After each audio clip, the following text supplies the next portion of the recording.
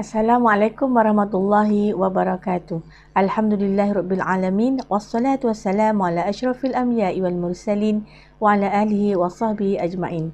Bertemu kembali kita di dalam sesi pembelajaran pada hari ini di dalam bidang akhlak yang bertajuk Malu Perisai Iman. Sila buka buku teks muka surat 184 hingga 185. Pelajaran 24. Sebelum kita masuk kepada apakah yang dimaksudkan dengan sifat malu, kita kena ketahui tentang hasil pembelajaran pada hari ini, iaitu yang pertama memahami maksud malu dan contohnya, mengetahui sifat malu yang dilarang, menyatakan hubung kait malu dan juga iman, dan akhir sekali menjawab satu soalan kebat. Apakah yang dimaksudkan dengan sifat malu? Dari segi bahasa, kembali kepada perasaan fitrah dan rasa segan, manakala dari segi istilah berasa aib atau perasaan tidak selesa untuk melakukan sesuatu yang buruk kerana tidak mahu dihina. Kalau kita lihat pada gambar yang telah dipaparkan di sini, sifat malu semestinya ada pada diri seseorang sejak daripada kecil. Okey, seterusnya, dalil nakli berkenaan dengan sifat malu.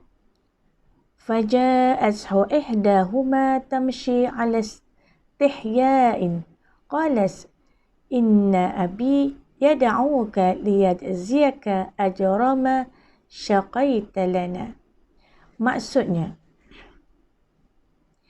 kemudian salah seorang perempuan, dua beradik itu datang mendapatkan Musa dengan berjalan tersipu-sipu malu sambil berkata, sebenarnya bapaku menjemputmu untuk membalas budimu kerana memberi minum binatang ternakan kami. Di sini ada perkataan alastihyain. Ini adalah maksud malu, iaitu berjalan tersipu-sipu malu. Dalil nakli daripada Anas radhiyallahu anhu, Rasulullah sallallahu alaihi wasallam menerangkan, inna likullin dinin hulukan wa hulukul islamil haya. Sesungguhnya bagi setiap agama itu ada akhlak, akhlak itu adalah malu.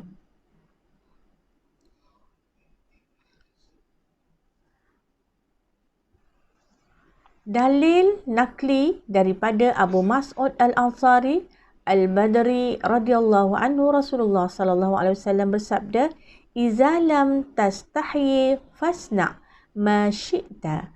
Dan apabila kamu tidak malu, maka buatlah apa-apa yang kamu suka. Contoh sifat malu amalan Rasulullah sallallahu alaihi wasallam ialah Rasulullah sallallahu alaihi wasallam melakukan banyak ibadah kerana sifat malunya kepada Allah Subhanahu wa taala. Di sini Al-Mughirah radhiyallahu anhu meriwayatkan bahawa Rasulullah sallallahu alaihi wasallam gigih beribadah sehingga bengkak kedua-dua belah kakinya. Apabila ditanya, baginda akan menjawab, afala akunu abdan syakura. Maksudnya, adakah aku ini hamba yang tidak bersyukur? Di sini menunjukkan bahawa Rasulullah sallallahu alaihi wasallam walaupun baginda adalah seorang yang maksum dan dijamin masuk ke syurga, tetapi baginda tetap untuk beribadah kepada Allah Subhanahu wa taala. Sifat malu yang dituntut. Malu melakukan perkara maksiat dan yang haram.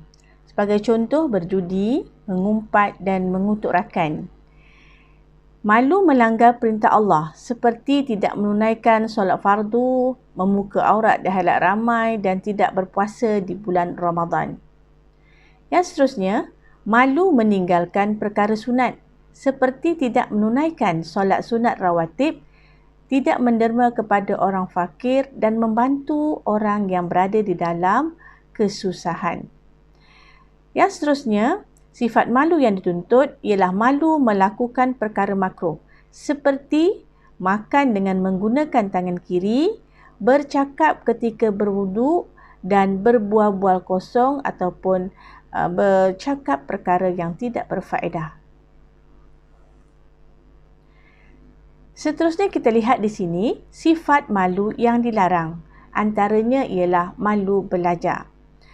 Sebagai contoh, malu bertanya kepada guru perkara yang tidak difahami. Malu mendampingi para ulama dan malu untuk ke majlis ilmu. Sifat malu yang dilarang, malu melakukan perintah agama. Sebagai contoh, malu menjadi imam solat fardu, malu mengaku seorang ibu yang sudah tua dan malu membaca doa selepas selesai solat. Yang seterusnya, sifat malu yang dilarang ialah malu melakukan kebaikan. Sebagai contoh, malu menderma, malu menolong orang dan malu melayan tetamu yang bertandang ke rumah. Apakah hubungan sifat malu dengan iman? Ada kaitan malu dan iman. Orang yang beriman malu untuk melakukan larangan Allah. Orang yang beriman malu untuk meninggalkan suruhan Allah.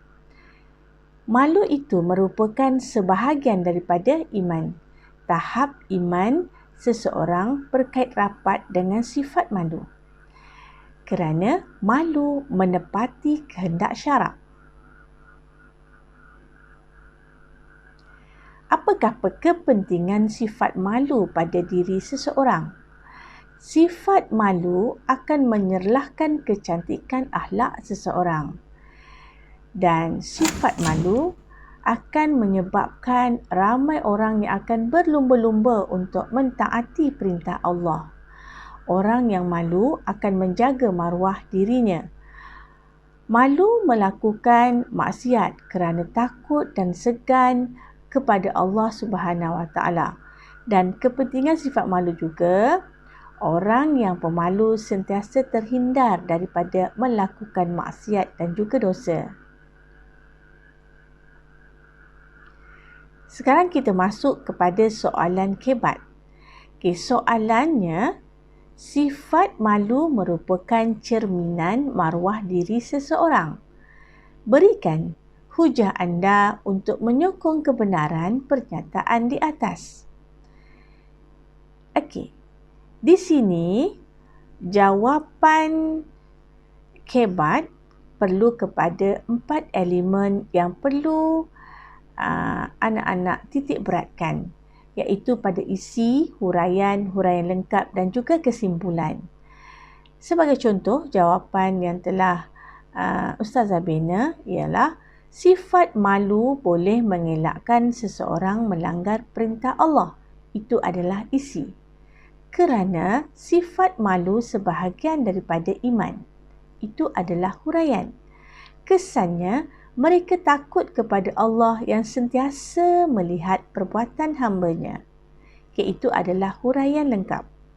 Oleh itu, kita hendaklah mempunyai sifat malu agar maruah diri sentiasa terpelihara. Itu dah termasuk kepada kesimpulan. Jadi sekiranya anak-anak telah selesai menyiapkan jawapan pada 4 elemen tadi, jadi markah penuh kebiasaannya akan diberi 4 markah. Setakat itu saja pembelajaran kita untuk hari ini. Sekian, terima kasih.